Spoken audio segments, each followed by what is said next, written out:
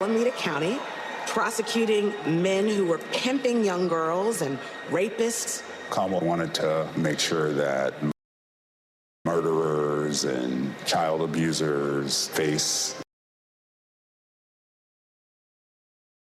meaningful accountability and consequences for those actions.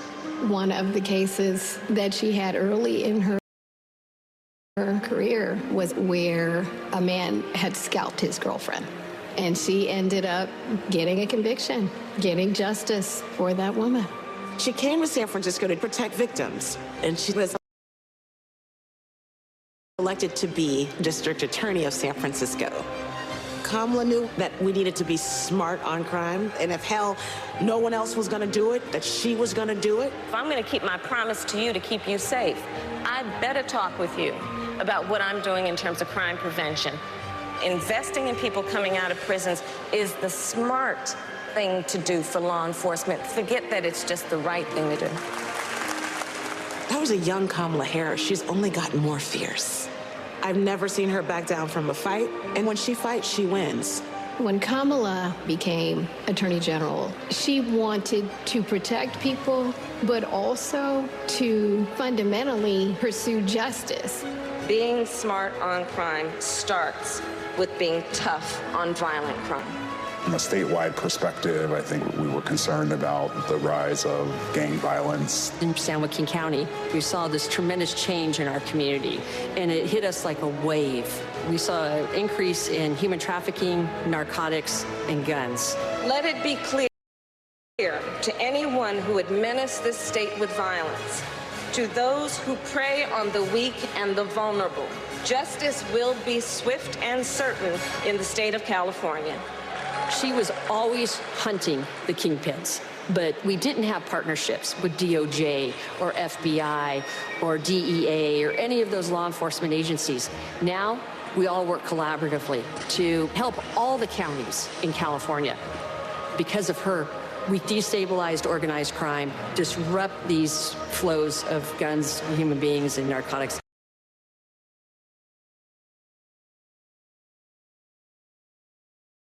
We are here this afternoon to announce the shutting down of one of the biggest and most organized threats to the safety of the Central Valley. I really think of her as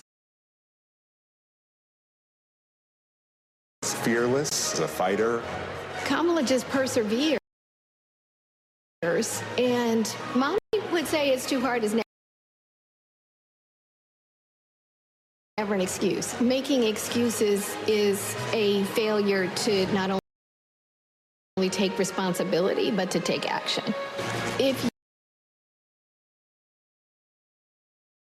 you have the will, the desire, the passion, the commitment, there is no challenge that is insurmountable.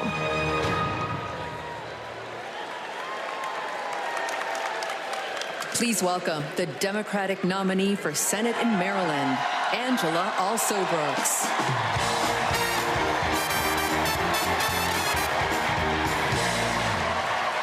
Good evening, America, and hello, Maryland.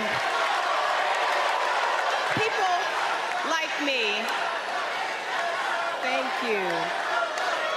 People like me, stories like mine don't usually make it to the United States Senate, but they should. I'm the proud granddaughter of a housekeeper, Sarah Daisy, who raised her 3 children in a 1-bedroom apartment.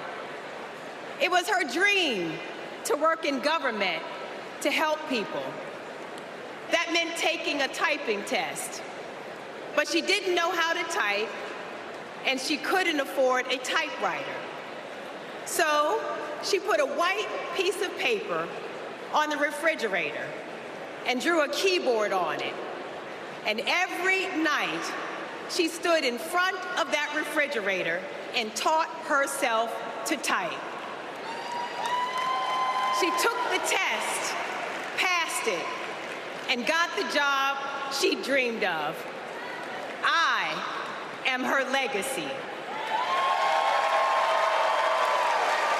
tonight I am a candidate for United States Senate from the great state of Maryland.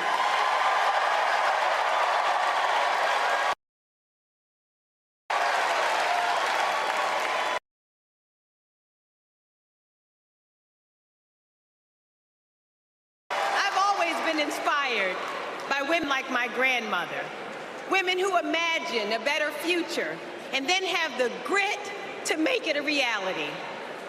One of those women is a friend, a mentor, and a role model. That woman is Kamala Harris.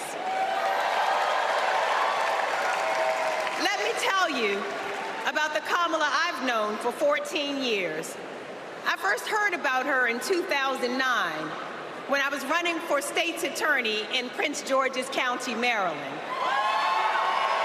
I read a story in Essence magazine about a district attorney in San Francisco using new ideas to keep her community safe.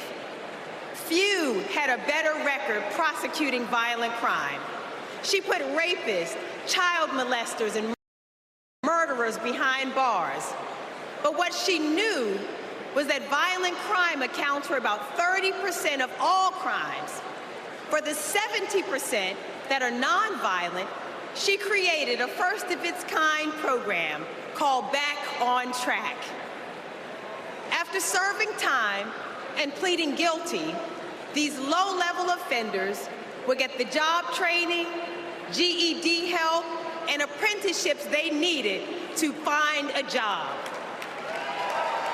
The result? The recidivism rate plummeted.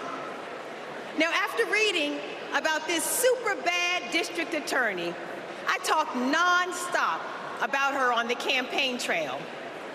2 days after I won the election, my phone rings. It's Kamala Harris calling to congratulate me and ask how she could help.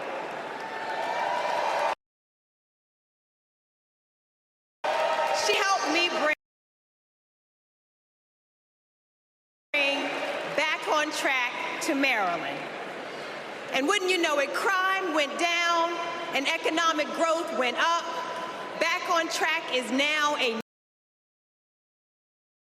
national model.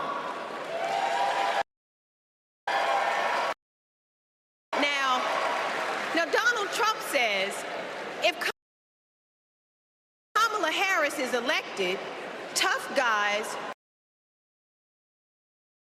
will treat her like a play toy. Do you know who else thought that? The drug cartels she busted, the big oil companies she made pay for polluting, the big banks that she made pay $20 billion to homeowners they ripped off. Getting justice for others isn't a power trip for her. It's a sacred calling. And hear me, Kamala Harris knows how to keep criminals off the streets. And come November, with your help, she'll keep one out of the Oval Office.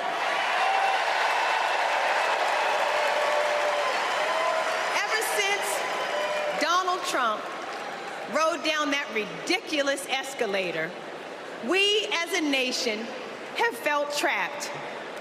Every national decision has been made in reaction to this one man and his extremist MAGA movement. We are still frozen by the fear that Donald Trump might once again come to power. And it's not just our politics that have been trapped, it's our imagination. And then Kamala came along. Kamala has reminded us that we don't need to fear anything, not the future, and certainly not that man.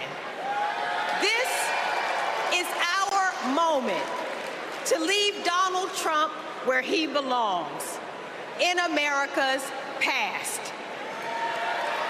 We stand with Kamala Harris because we as a country are not going back.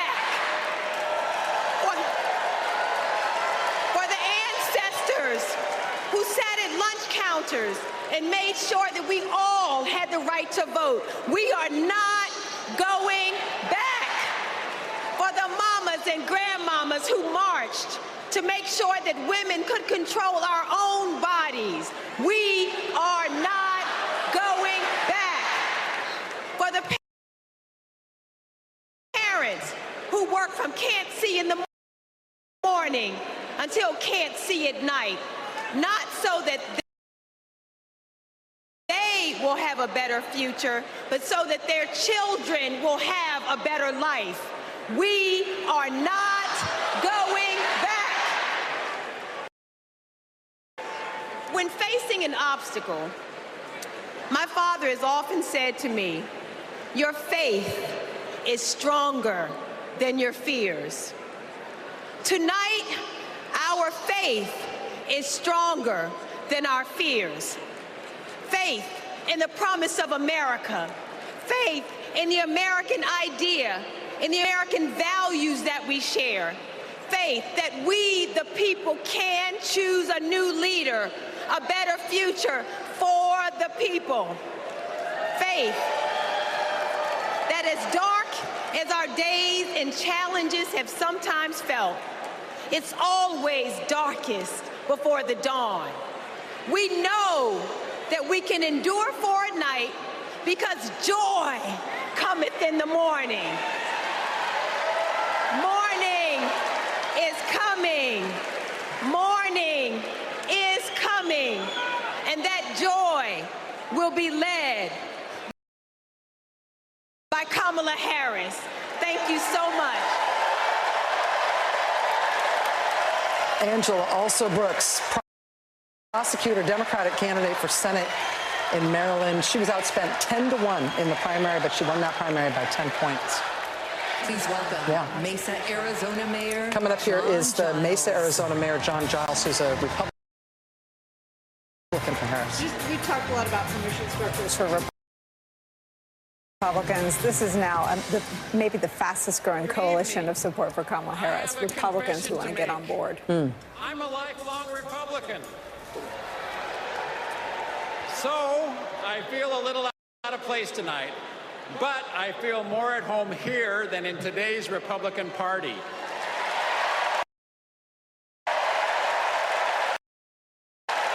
The grand old party has been kidnapped by extremists and devolved into a cult, the cult of Donald Trump. Trump doesn't know the first thing about public service. Like a child, he acts purely out of self-interest. We all need an adult in the White House, and we've seen what happens when we don't have one. Trump made a lot of lofty promises: unlimited economic growth, American manufacturing reborn, a secure border. Turns out Donald Trump was all talk. He wanted our votes, but he couldn't deliver a thing. But these days, my city of Mesa, Arizona is on the move. I'm going to ribbon cuttings every single week, all because Joe Biden and Kamala Harris reached across the aisle and they delivered for my conservative community and countless more across the country.